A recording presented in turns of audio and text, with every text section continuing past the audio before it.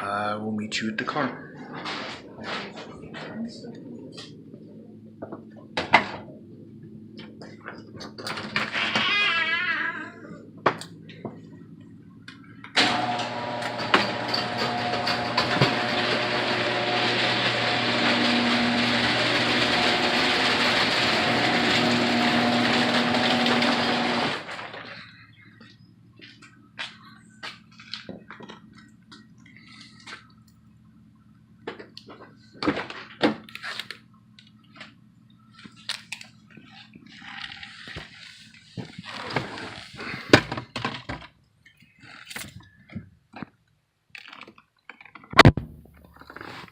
Okay, we'll give you an icebreaker question to get you started.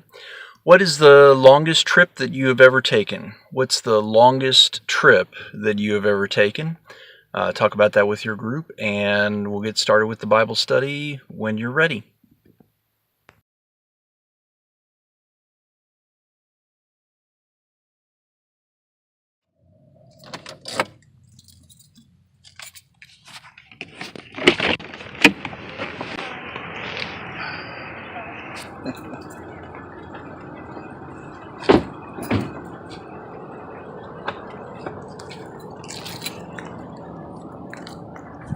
So it's Saturday afternoon going into Saturday evening, and Tracy and I are out doing a little bit of shopping, which is not unusual for us on Saturday. We've got some children's ministry stuff to pick up and some student ministry stuff.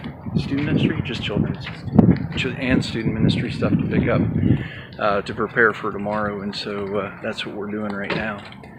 And so we're hitting, where are we at? We're at the dollar store right now.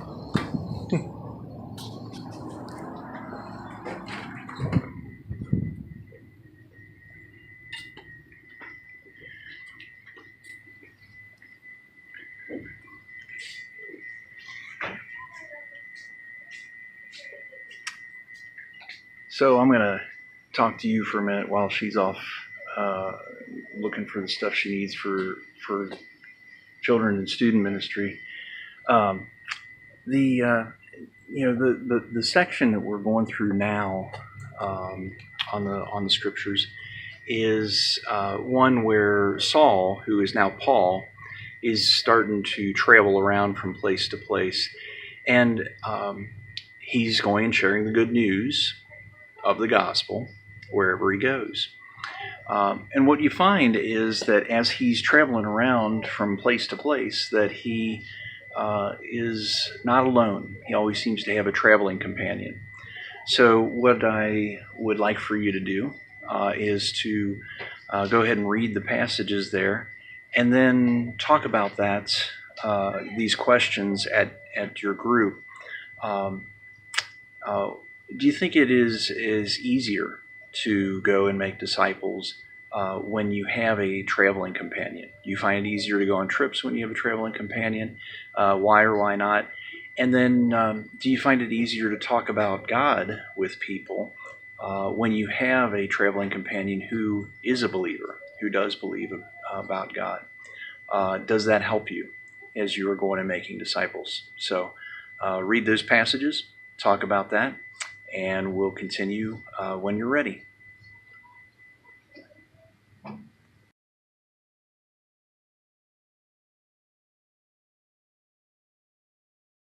So you can't plan these things. We finish up, we're standing in the checkout line, and behind us is somebody from LifeBridge, from church. And so they ask what we're getting, and so we happen to be getting duct tape and Ziploc baggies, and it's some stuff that the students are going to work on this week for Operation Christmas Child, for projects to put in the shoe boxes for Operation Christmas Child. And so we told her what it was that was going on, and then the cashier ends up asking us, so what church do you guys go to? And so we told him that we're at LifeBridge, and so we asked him where he goes, and he said he goes to Calvary, and so we got a chance to just kind of do a little fellowship and encouragement and talk about Operation Christmas Child and their involvement in that as well, and it just worked out as a great couple of minutes there as we're in the checkout line of the store. You see, when we go to make disciples and we go out in pairs, a lot of times we will open up in conversations about God, about what's going on, what it is that God is doing in our lives, because it's just something that we talk about. We go to church services, we get involved in children's ministry, we're involved in student ministry, we help out with Operation Christmas Child, we help out with 500 Turkeys, pick a ministry. And so it comes up in conversation, and all of a sudden, the next thing you know, we're having God conversations with people without forcing it, without trying to make people interested. All of a sudden, it just happens. And it's a reminder to me that when we walk with God, that God is with us wherever we go. Jesus said, when he said, "Go and make disciples of all nations," at the end of that statement, he said, "Lo, I am with you always to the very end of the age." And it's just that reminder that wherever we go to make disciples, we are going with God. And in fact, God oftentimes is already there, already at work in the life or the lives of the people that we are reaching out to. And we are the next step in God's plan. We are supposed to be there to plant a seed, or we're supposed to be there to water that. We're supposed to be there to listen to a story, or to offer to pray, or to talk about and encourage some ministry that somebody is doing. And so what I'd like for you to do is to go ahead and read the next passage, and as you read that, notice the stuff that God brings up and the stuff that God does. This is not something that they manufacture or they force. It just happens that God is there, and God works in powerful ways. And because of that, more disciples are made. More people are coming home to the Father through the Son and receiving forgiveness of their sins and the gift of the Holy Spirit. So read that, talk about that, what it's like to have God there, to remember that God is there with us as we are going out and making disciples. And when you're done with your discussion, press play, and we'll continue on with the last segment of this study.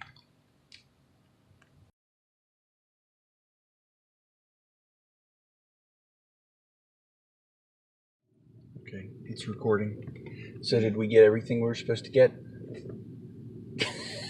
You won't even talk. Okay, so we're all set. We got everything that we're supposed to get. And so now we can celebrate. I think there might be some ice cream in your future. Anyway, it's good and it's important for us to celebrate when we do what God has called us to do, when we did our part in going and making disciples. And so what we'll see as you read this last set of passages is that that's what they do. They celebrate.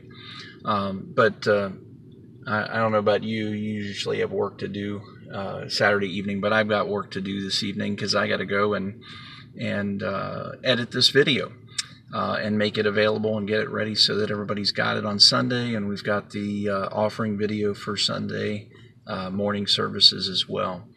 And so it's important for us to celebrate when we've done what God has called us to do. It's also good and important for us to remember that as long as God has given us life, there's still more for us to do. And so we're not done yet, and we keep on going.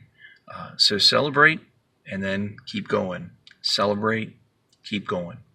And so read this last set of passages, talk about that. Why is it important to celebrate?